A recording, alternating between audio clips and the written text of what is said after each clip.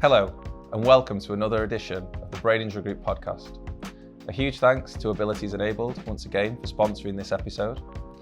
I'm Demetrious-Seymour, and today I'm joined by Cassidy Little. Cass, welcome to the podcast. Thank you very much. It's great to be here, as always. How are you? Do you know I'm great? I'm really good. My boat's not rocking. Good. Well, I think there's only one place to start, and that's introduction to you. I'd also like to introduce your career today as well. So over to you. Sure. I'm an actor now. Right now in my life, I'm an actor. I would say that way back, I was always an actor. And I originally came to the UK to be a stand-up comedian along those lines. So I studied ballet in university and performing arts. And I've always been a performing artist, mainly because I've always been a attention seeker. So it just seemed like a natural place for me to fall into, which is, yay, I can get validation on stage from other human beings. This is great. So high school, acting, all that kind of stuff. My father's a military man. He retired as a brigadier general from the Canadian Air Force. My grandfather did the beaches of Normandy in Korea, so he's a military man as well. In fact, my mother was a air traffic controller, so she was also military. And I have another uncle who retired as a sergeant major from the Canadian Army. So it courses through my veins. The military courses through my veins, and I became a ballet dancer. And it was much to luckily, I have a very, very supportive family. My mother and my father and my stepmother and my stepfather, they're very supportive of me. And so my dad, despite being a general, was very much like, yeah, you can if you want to be a ballet dancer, go be a ballet dancer. Anyway, fast forward a little bit, and I come to the UK to be a stand-up comedian. Somebody had suggested that maybe I'd be all right on stage specifically as a comedian. So I said, okay. So I was driving a forklift in my stepfather's warehouse. By day, at nighttime, I was going down to London, trying these open mic nights, I got booed out of the Comedy Store a couple times. I made a really inappropriate joke about Muhammad Ali, actually, and I won't go into it because it's very inappropriate. But I had a couple beers, so it happens. But yeah, I was giving it a go. The open mic circuit. It's a brutal industry, and it just didn't take on me. I didn't fall in love with it. I thought I would. The adrenaline, the get up, the go. I thought I'd really love it. I didn't. I loathed it because it was exactly the opposite of acting. It was constant criticism right there on stage, standing in front of people and then being like booing you. Like that's some harsh criticism, bro. Right? Like that's brutal. I had a girlfriend. She was a lovely woman. She was an accountant, and we were in a town called Stamford. It's lots of horses, and it's very posh. And if you wanted to film Sherlock Holmes, you would ask to film it there because there's lots of stone and stuff. Anyway, beautiful. We're in a bar called the Lord Burleigh, right? And we're sat by I remember I had my back to the window, and I had my girlfriend there. I had one of my stepsisters there, her now husband. And this was a long time ago. We're talking 22, 23 years ago, and we're sat there. And I had this grand idea. Ironically, there is a TV show called The Haunted right now, which is almost exactly my idea. But I had this idea, anyway, I had this idea about hunting people, for entertainment, obviously not violently, but it did involve tasers and tranquilizers guns. But anyway, I had this idea similar to this, right? It's, a group has to get from A to B, and we have to, okay, cool, chase them. Great. Sounds good. And my stepsister said, you can have all the ideas you want. You're not going to do anything about it. And I was like, oh? And she was like, yeah, you're an ideas guy, but you don't get things done. I was like, that's some pretty harsh criticism there. And I kind of looked to my girlfriend for the support. And she was like, well, they kind of have a good point. And I was like, give me an example where I have said I'm going to do something and I haven't done it. Because up until this point, a young man, I'm 23 years old. I was thinking, yeah, whatever. I got the world by the tail, right? Like living the dream. And she said, you've been talking about quitting smoking for ages and you've never even tried. And I was like, you're a young man, right? So my brain says, where's my motivation to quit smoking? My health is going to be it's going to be fine until I'm 40. What do I care, right? So she said, I bet you can. I bet you can. She challenged that. She challenged my perception of, find something that's hard to do and push through it. So I said, okay, I accept your challenge. I accept that challenge. And a month later, I'd quit smoking. And now she... Great choice, by the way. Sorry? Great choice. Yeah. Great life choice. Yeah, a good life choice. Great. Yeah, That's why I quit smoking. Absolutely. Don't get me wrong. I went back to smoking later, but that's not the point. That's not the point. I'm now a non-smoker and have been for 12 years. But she realized that the way to motivate me is almost not to shame me, but to challenge me. I don't consider myself to be a particularly competitive person. I tell people that, like, I'm not that competitive. And other people look at me and they go, you're literally the most competitive person we've ever met. Right? And so, but I don't see that. I don't see that. I just see this. So she decides she wants to challenge me into getting into better shape. She's like, I'd be more attracted to you if you were in better shape. I was like, okay. She was like, for lack of a better way of explaining this, she was like, I bet you can't get into better shape. I was like, well, I'm going to win this bet. So off I go, and I start looking at, obviously, the shortest point from A to B is a straight line. Where's the straight line from being a beer drinker, every night, takeaways, and now a non-smoker, forklift driver, to being a superstar stud? Okay, what's the quickest way? And I thought, well, if you join the army, you got to do push-ups and sit-ups and all that stuff. So somebody's going to yell at me to make sure I'm doing this, and then I'm going to lose weight. I'm going to get stacked and have the body of a soldier. And then when they actually say, "You want to join?" I can be like, "No, thanks. I was only here for the bet." Right? And that genuinely was my plan. And I met an RAF engineer, a man named Paul. And Paul and I, who worked for one of my stepfather's companies, a company called Air Blast. And Paul said to me, "Wait a minute, you're going to start something and quit it halfway through? Isn't that the problem in the first place?" And I was like, "Oh yeah." And he was like, "Listen, here's how you get around that. You pick the hardest one, and then they won't take you because they're looking for Rottweilers and you're a Labrador Retriever. So that you don't fit the bill. You're a ballet dancer." And the Royal Marine Commandos, who's the hardest organization to join from civilian to full-fledged military, they're not looking for ballet dancers. They're looking for steely-eyed dealers of death. So they'll never accept you. But when they say no, you'll be in great shape. I said, sounds good. So literally the next day, I walked into the recruiting office, sat in front of a Royal Marine Commando who said, "Are you sure you want to be a Royal Marine Commando?" I said, "Yep. Sign me up. Sounds great. What do I got to do?" And so began this journey. I say it really tongue-in-cheek, as if that's the first time becoming a Marine had ever crossed my mind. But let's go back a moment here. My father's a general. My grandfather was a lieutenant colonel. And both of them combined have more medals than I can count. And then I'm a ballet dancer. So it felt right. It wasn't just me being defiant. It felt right to look at a uniform and say, I want to wear that. To look at the green lid and say, I want to wear that. It felt right.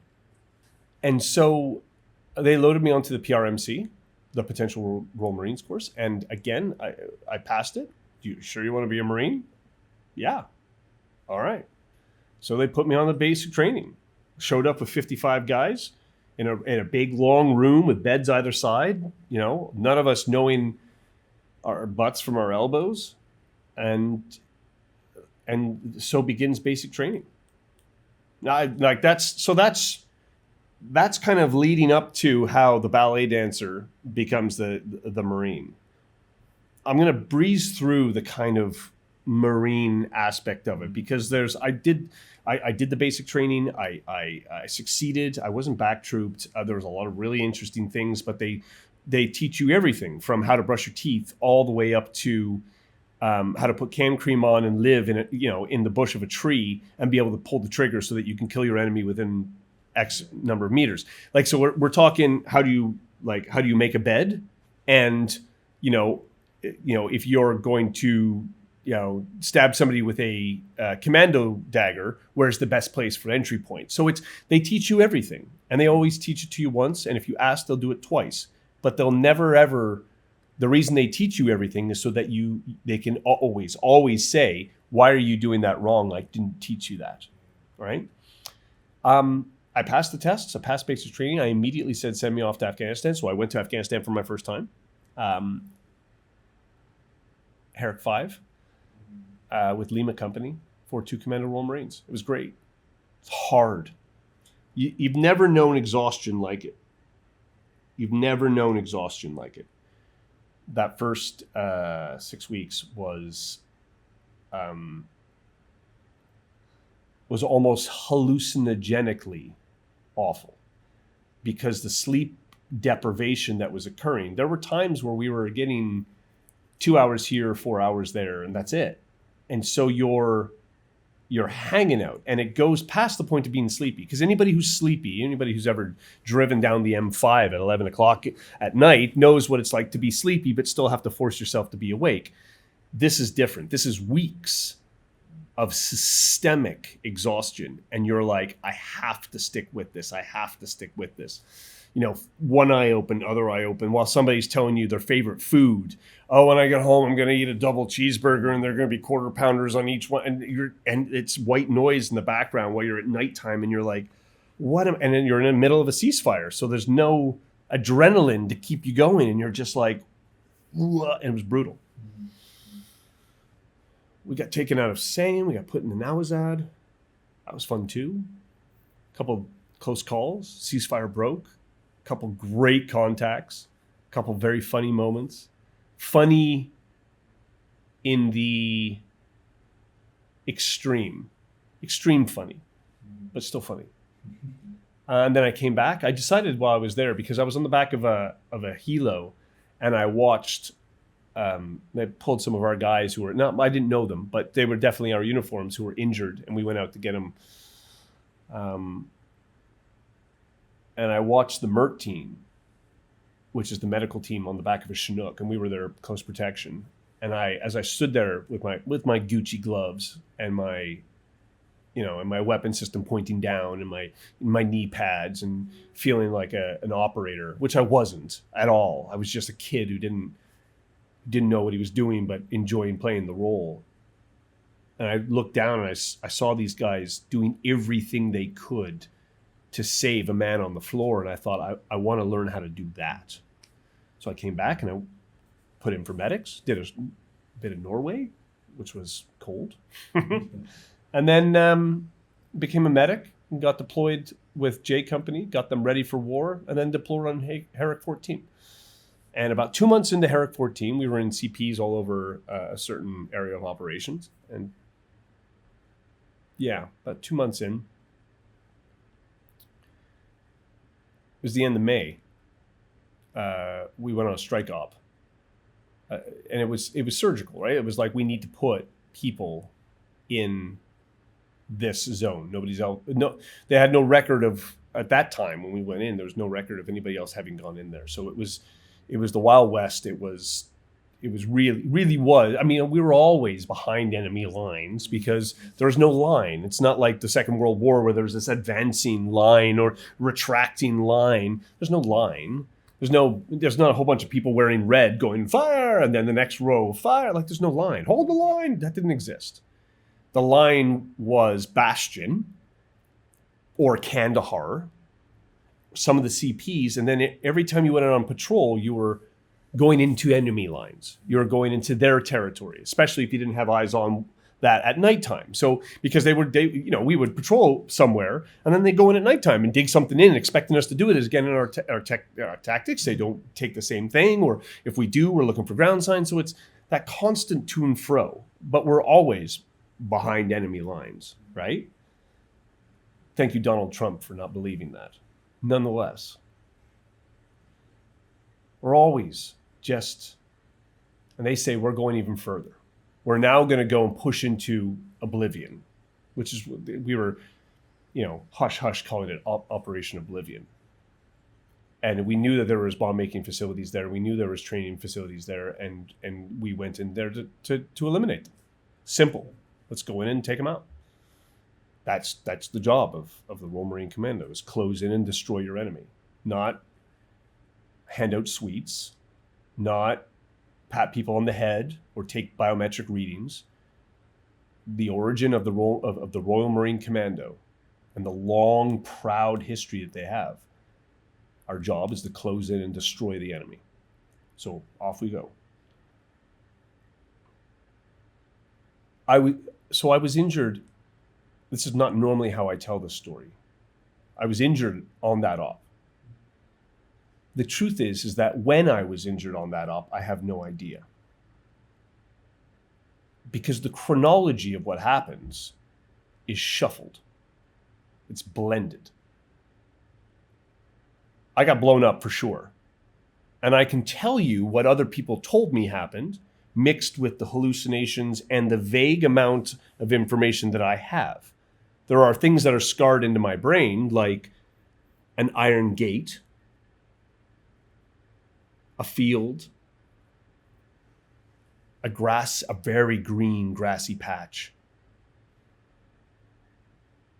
I can tell you those things happened on the day. I can tell you a very funny story about running naked through a firefight and digging shell scrapes when they started throwing UGLs over the wall, underslung grenade launcher. So grenades, they started throwing grenades over the wall, and we were like, ooh, dig down, let's get some cover. So I can tell you that the compound that we were in, I think, but like a dream, the details defy physics. So if I try and walk through it with you, suddenly when I turn right, it means I've turned left. And the images of what happened and the sequence of what happened is nebulous. We went on a patrol because we knew that there was some. We went on a patrol because we knew there was some bad mojo happening. Let's say that direction. And we went out and we needed to go across a field, and we suspected it was mined, and not like a couple of mines to stop the Marines. So we spoke to a local guy, and his son was going to guide us across. And so he guided us across, and he panicked and ran away from us. We knew something was wrong. And we started looking for it. And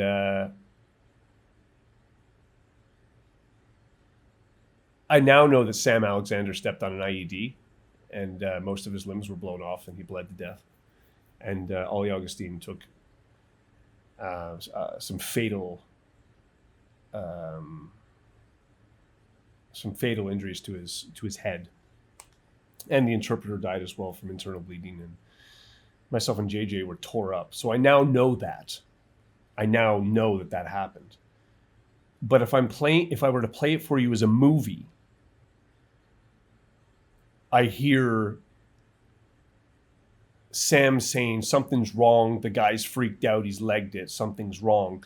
Boss, over here, and as I'm looking around, trying to look for ground sign, because that's what we do. As I'm looking around for ground sign, I can hear people taking out their Valens, their metal detectors, and I can't find anything. Boss, we got bomb making stuff over here, and then I'm on the ground.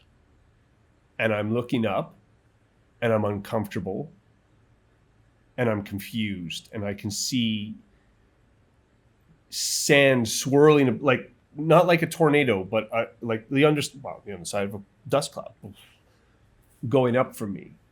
And I'm looking up, and my mouth is like category 10 dry. It's like most of Afghanistan had moved into my mouth. I was like, what is going on? And I wanted to sit up, and I couldn't. And I heard screaming on my left side. And as I moved, I watched a white light dance in my eyes. And every time I moved, this white light danced around in my eyes. And it was irritating. And I couldn't figure out what was going on. And I could hear the screaming again. And I couldn't scream myself because my mouth was so dry. I couldn't scream. And so I just made this noise, this kind of like this guttural noise. And then a man's face pops into vision. His name is Liam. He saved my life. I saw him a few weeks ago. He's an outstanding man. Liam's pops into my vision, and he's pale. Like he's like the color of the table, pale, right? Like he's pale. And he's saying, "You're gonna be okay. You're gonna be okay. You're gonna be okay. You're gonna be okay." And then I appreciate that we're doing the 12 version here, but I feel him touch my genitals, and he says, "Don't worry, they're still there," which is exactly what I taught them. I was their medic, and I taught every one of them how to do medicine, and so I could almost see them going through the algorithm, going, I'm surprised I didn't hear him say, "Have you got anything in your mouth?" But I was like, so I was making noise. He knew that was funny. He was like, and then I felt the strap go on below the knee. And I felt it start to tighten, and I started making noise because it's painful. Having a tourniquet put on is a really painful thing. And I started screaming, and I started saying, "Too tight, too tight, too tight, too tight, too tight." And he looked at me and he said, "You said you'd say that. And then you said we should tighten it 2 more tightens if you did." And he tightened it 2 more, and I passed out. When I came to, I could hear the helicopter again. And I don't know why, I have no idea. But again, dancing white thing in my vision. And I heard somebody say, "Okay, we're going to have to move them."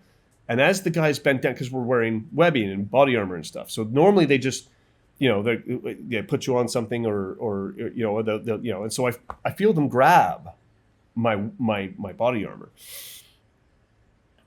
And I say to one, I don't know who it was. I say to one of them, I say, "You need to be careful. I think something's wrong with my pelvis." You can bleed to death in 4 places internally, right? Your thoracic cavity, your abdomen, your pelvis, and your femur, your upper legs. You can bleed to death internally and never drop of blood, never shed a drop of blood. I didn't want to bleed to death from my pelvis, so my brain was already thinking, okay, you got to be careful because if something's wrong, if it's fractured, it could rub against the artery and I could bleed to death even before I get to the helicopter. I assumed it was a MERT. It wasn't in the end. It was the Americans. And he said, "Yeah, no problem." I said, "So just be careful getting me to the thing because we don't want to make this worse." He said, yeah, leave it with me. Leave it with me. I said, "Okay." And then he dragged me 150 meters through a poppy field by my body armor. So I passed out. 20 meters into that, I passed out again. And I came to on the back of the helicopter. And I didn't understand what I was seeing because I was on the back of a Black Hawk. And so I was like, what is happening? And the Americans were like, "Don't worry, we got you. Everything's going to be okay. We got you." As they're flying, because they were getting rounds down. Because what I didn't know is they were closing in on the position to finish us off. And so they were getting rounds down as they were flying away. And they land at Bastion, and I'm on a stretcher, and they're carrying me in, and I see the head of logistics, and he's ghost white. I'd forgotten that. He looked so sad. I wish, and I tried to make a joke to try and lighten the mood, and I couldn't. And when I tried to make the joke, it just came out as a complaint. I would say about 3 minutes after that, the drugs kicked in, and I then woke up in Bremen. Our Adult Brain Injury Conference is taking place on the 11th and 12th of June 2026 at the Lowry in Salford Quays, Manchester. It brings together legal, healthcare and case management professionals for 2 days of expert insight, discussion and collaboration, focused on improving outcomes for adults with brain injury. The conference is APL accredited and delegate tickets are available on the Brain Injury Group website. Search Adult Brain Injury Conference to find out more.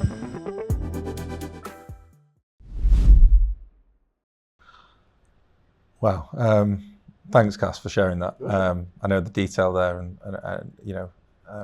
it's quite harrowing for those that will listen to it, but it's very real, and thank you so much for that. Obviously, the next part of we'll call it the journey, the story, is waking up.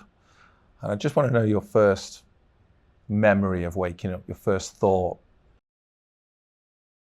My dad walked in, and my dad said, I got good news and bad news. And I said, okay. And I knew right then and there that whatever was going on, I couldn't trust in my mind, because there's no way my father would work with the Taliban. I thought, okay. He said, you've lost your leg. You still might lose the other one. Your boss was across the hall. He got blown up the day after you. JJ's down the road. Just down in the next bed. You're going to be okay. You're going to be all right. It's like, all right. And then they'd obviously dosed me up again because I was violent. And then I drifted into another hallucination. And off I went.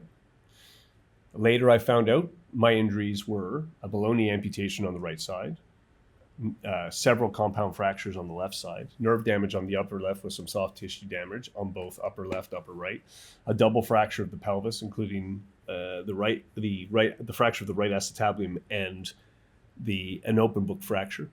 I also took some damage to my face, which is, I have some scarring on my eyebrow and on my nose, just below my left eye. I had a semi-detached retina in my left eye, hence the dancing white ball, and a brain injury.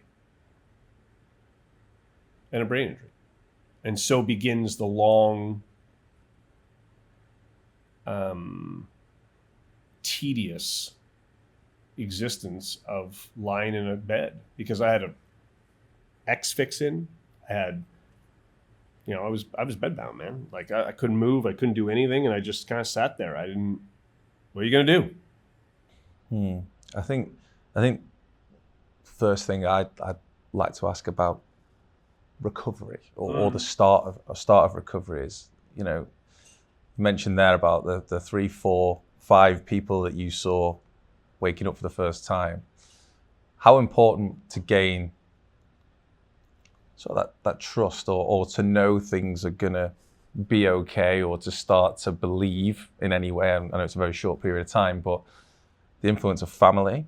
So your dad being there almost on arrival, on waking up. Yep. How was that how pivotal was that moment in terms of the recovery process? It's a very, very important point to note, and something I hadn't considered.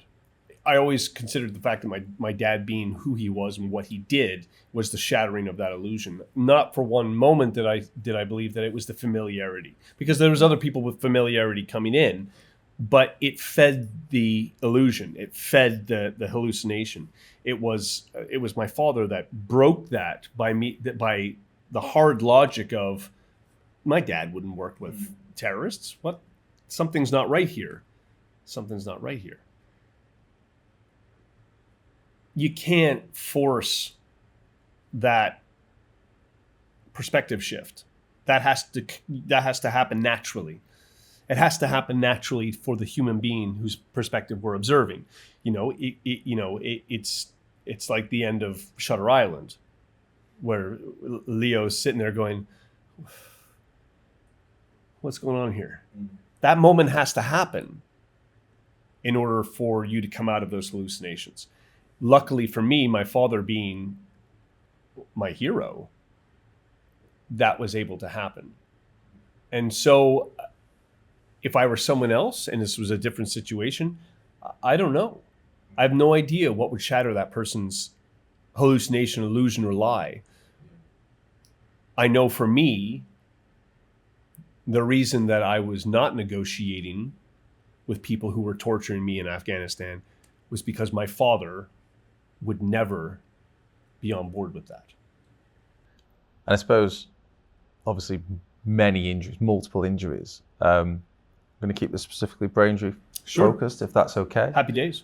Hearing those words from someone for the first time, obviously, again, multiple injuries, but you've got a brain injury. I mean, obviously, with your medical background, I suppose you'd heard the term before. A lot of people haven't, or considered what life would be like with a brain injury, or a family member or a friend with a brain injury, how their life would look. I suppose hearing that for the first time, like, no idea. Let me. This is tough because we're in the realm of make believe now. Okay, because what we're doing is we're creating logic based on a logic machine that's supposed to behave logically, and when you have a brain injury, logically goes out the window. So now we're trying to apply logic to a illogical machine, which is the brain post brain injury. So when you say to me, what's it like being told that you have brain injury? I say, there's no difference. I'm not sitting there going, why can't I grab my words?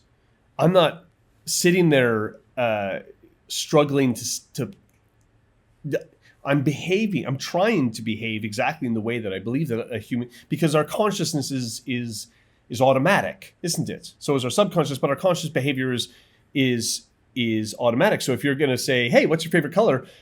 My response is going to be green. And so when you feed that into a machine that's no longer behaving logically, I still want to say or behave like my favorite color is green. So there's a problem there in describing. Remember, I have huge blank spots. Yeah. I'm missing a lot of information. And even now, 15 years down the line, my memory is not as good as it should be. And I notice it. But for me, there was no difference. And I guess, unlike walking around or wheeling around in a wheelchair, you recognize the conscious difference because you're in a chair pushing yourself around. You've never done that with those muscles before. You're emaciated. You're frustrated by it. You're right, like it's aggravating. But because the injury is in my mind, so Descartes, monk, philosopher, comes up with a little problem. He's like, what happens if I'm possessed and I have no idea if I'm possessed? How would I know I'm possessed if I'm like, how can I attribute my actions to myself if I'm possessed? How do I know if I'm possessed? And are my actions or the demon that has possessed me? And he boils it all the way down. He says, well, maybe because I see something, I touch something. He says, oh, the demon could be lying to me, right? And all the way down to I think, therefore I am. I know that's the starting point of finding my way out of this maze. The problem with the brain injury is that you don't see any difference in the way that you're thinking. So I think, therefore I am means that I am still me. It's other people's observations of me that might show the evidence. Yeah, that's really interesting you say that. So have you got any examples or any, can you remember, or is this something you talk about 15 years on with people that were around you at that time, how you were acting differently or how your actions weren't the cast that they knew from before? But no, because everything, it becomes when you are put through a meat grinder, you become such a different person. When I finally went back to the town that I live in, I was so determined to prove to everybody everything's going to be okay. I realized that was the key, right? Like that was the key. It's like, everything's going to be okay. I'll show you. And I would, in my wheelchair, wheel my way up to the supermarket and try and wheel around the supermarket with a basket. And people, hey, do you need some help? And it's like, no, don't, like, I'm good. And, trying to, and back, and every day trying to, I can't tell you an example of where, again, Descartes, I can't tell you an example where I can take myself out of the situation and say, hey, here is where I was acting like I had a brain injury. Because as far as I'm concerned, everything was normal. How much, Cass, do you think, going right back to the beginning of this podcast, you talk about resilience, you talk about proving people wrong, you talk about being that person that's going to say, I'll show you. How much of that training and that motivation and resilience that you had at the beginning of that journey helped you post-injury to recover to a level? How much does that play a part?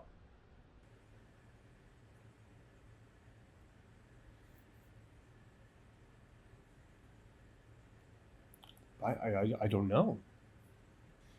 I mean, I understand the question. I get the question.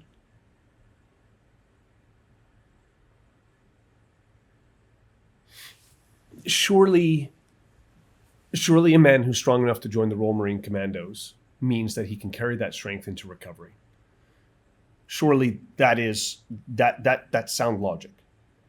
If I was able to pass the 32 weeks at Limston, go to war for 8 months, go to Norway, join the medics training, 18 months of medics training, come back, get people ready for war, go off to war with them, and then get smashed up and still try and have a sense of humor about it, then surely that strength, you're absolutely correct, would transfer over to, okay, there has been a catastrophic shift of priority. I am no longer aiming to do X, Y, and Z in the military. I'm now doing X, Y, and Z in Civvy Street and trying to let my family know that everything's going to be okay. Then not just my family, my community, my tribe, know that everything's going to be okay. Okay, so that's clear. But to somehow suggest that I'm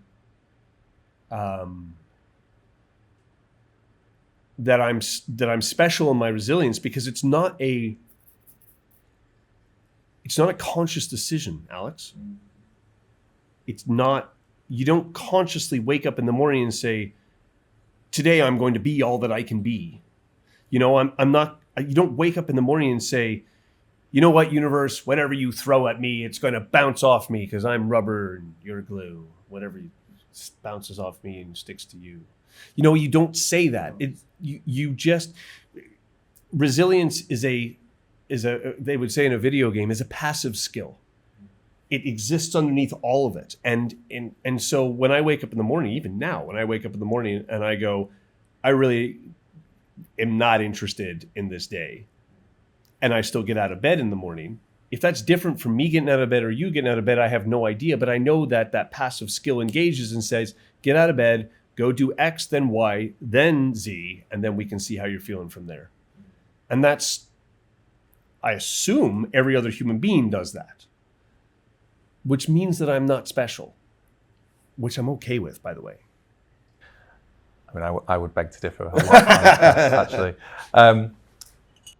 Okay, so I think it would be good to talk or focus maybe a little bit more on, the cast that is, you've touched on it before about memory or short-term memory not being.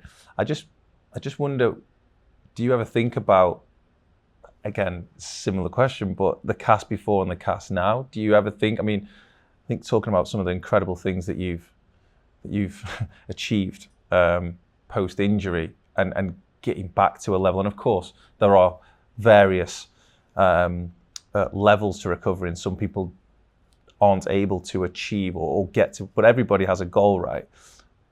Maybe what were your goals when you're in that wheelchair and getting around? You obviously, and I'm not talking about, of course, do you want to be an astronaut? Do you want to do these things that you didn't have dreams and aspirations of before? You joke. Maybe we should. I did write Virgin, whatever their space line thing, Virgin, I can't remember what it is, but I did write them and say I want to be the first amputee in space. So it's an astronaut wasn't. We'll park that for the moment, but that still could happen, right? And I want to know when that happens. Right, but I suppose this is more about sort of clinically people will say, okay, today, Cass, we're going to do this, this, this, and this, and we're going to hopefully get you to this. But I guess it's all about goal setting, right? And we'll talk on about some of the, like I say, the amazing things that you've done since, but short-term goals and everyday pushing and being pushed every day, wanting to get to the next level, whether that be getting up from the chair, those kind of things. I'm just interested in the Cass through recovery and that sort of constant pushing and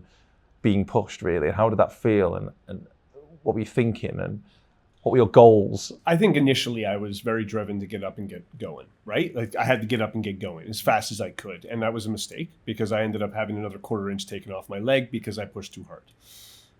You are humbled. You are magnificently humbled by biology. when given half the opportunity. And so I've learned that small steps every day make kingdoms of opportunity, and that I can do small steps every day, and that I have to forgive myself for when I can't do a small step today. And these are all things I've learned while learning to walk again, talk again, and interact again. And, whether I wanted to be an actor or whether I spun off into the chaos of alcohol, or, when I went through a rock bottom here and a rock bottom there. And it's those small goals every day. Those little gains make big gains. And those big gains create huge opportunities. And so these days, I think I rely on my resilience, knowing that because it's there, I know I'll be all right, and I can get things done. And when I don't get things done, listen, like Alex, I've learned a lot about loving myself. I've learned a lot about forgiving myself. I've learned a lot about imposter syndrome and survivor's guilt. And I've learned a lot about, being disappointed with yourself for not achieving this, or being passed up for that, or not having this, and not being where I should be, or being where I shouldn't be, or, losing this, letting that person down, and all those self-critical, horrible things. And yet I'm still here. I'm still here. And when I am, again, the importance of, it's so staged. Oh, you just never give up. Never give up. Never. Of course, you give up every day.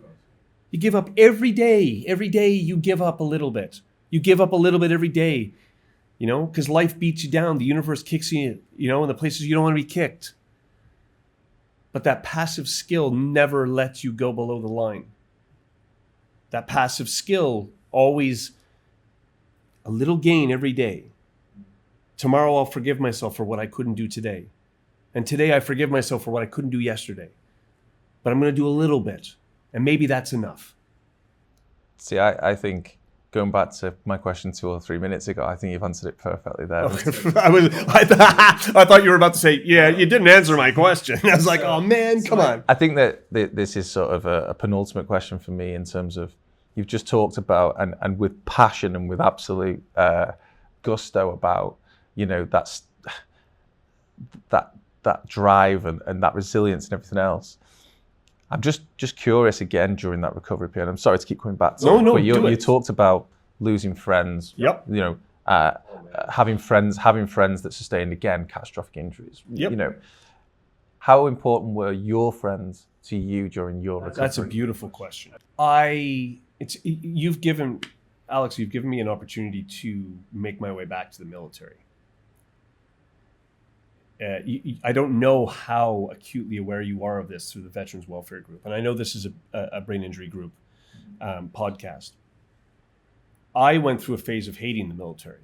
You see, when you're a Royal Marine, and I'll end on this, because I know that we're skipping along the extremities of our time allowance here. In the Royal Marines, when you go, you put out a harbor position. That's what they call it in the Royal Marines. Is you put a triangular harbor position. So you find woods at night, and everybody takes 8 guys in a triangle, spaced out, so that everybody can watch their arcs, and you and your buddy are together, and one guy's doing this, one guy's doing that, and then you start getting your heads down, and at each point there's somebody looking out, and it's like, that's a standard format.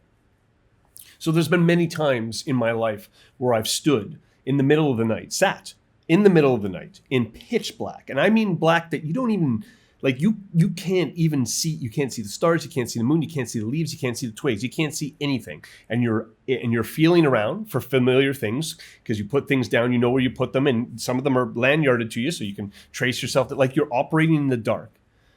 And you can't hear anything except the moving of the trees and the moving of the branches. You can't hear anything. And yet you know that your section's there with you. And I found myself in the woods by myself, where I did not feel the men that I love around me. And I realized that it wasn't them that changed the woodblock. It was me.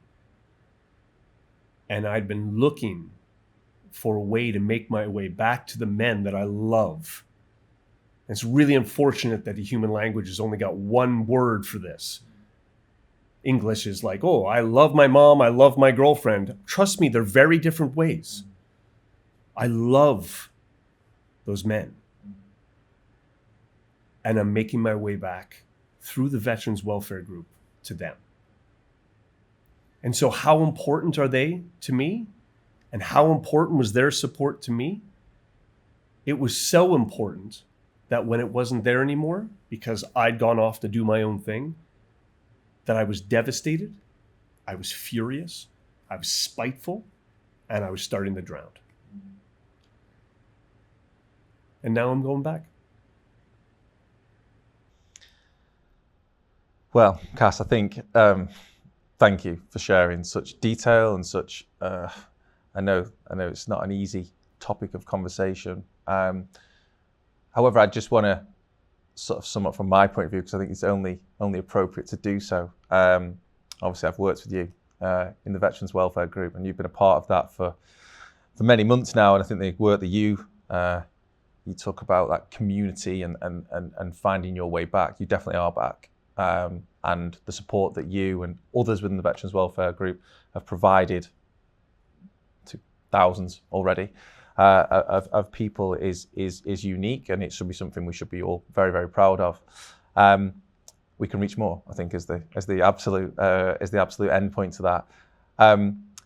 Final point from me, I think it would be, and a lot of things that we talk about during the brain injury group and the recovery journey, we talk about hope. And everybody should have some hope. And I think that it would be only appropriate to sort of finish with sort of the Cass that is now, the wonderful things and the interesting things that you're doing, that just sing of everything that you were. And let's go back to that conversation around whether you're going to pass basic training, blah, blah, blah, blah, which you did with flying colours, of course. And the wonderful human being that you are, I think it's only right that we finish on a story of positivity and where you are now and what's going on in Cass's life right now. Yeah.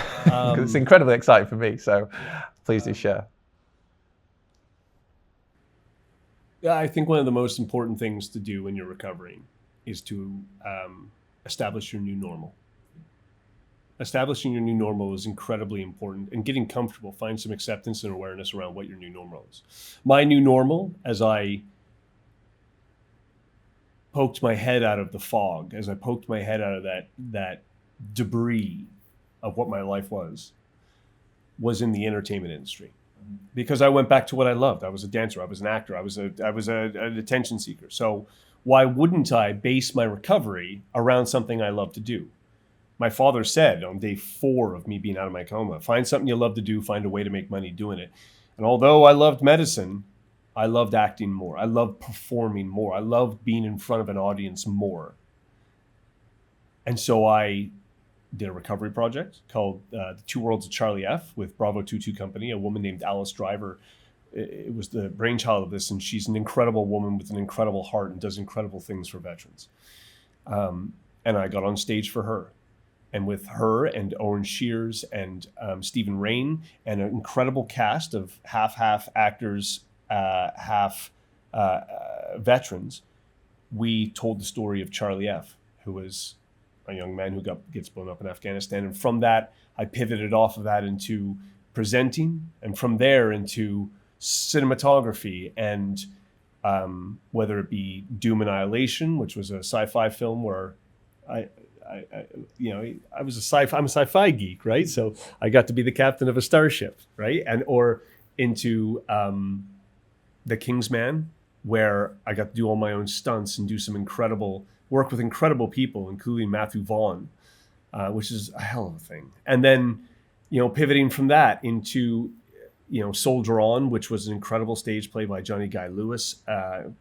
Really, really well done. We went around the UK with that and into the West End with that and over to Canada with that. And then from there, stepping into things like Revis, and getting some television on the micro, and doing some Coronation Street, and doing some Holby City, and doing some Doctors, and doing Midsummer Murders, and doing these TV things where I get to learn all the time around people who are constantly there. And then, like I said, on to Rebus, and then on to some really incredible things which are coming out this fall, which I'm not sure I'm allowed to talk about, but don't do it. But we're talking about the kind of viewership that could be life-changing, and into more television. And I've started writing, and myself and a man named Tom Lee, and it would be irresponsible of me to mention my recovery and my life and my support without mentioning Tom, who is my ride or die, who is my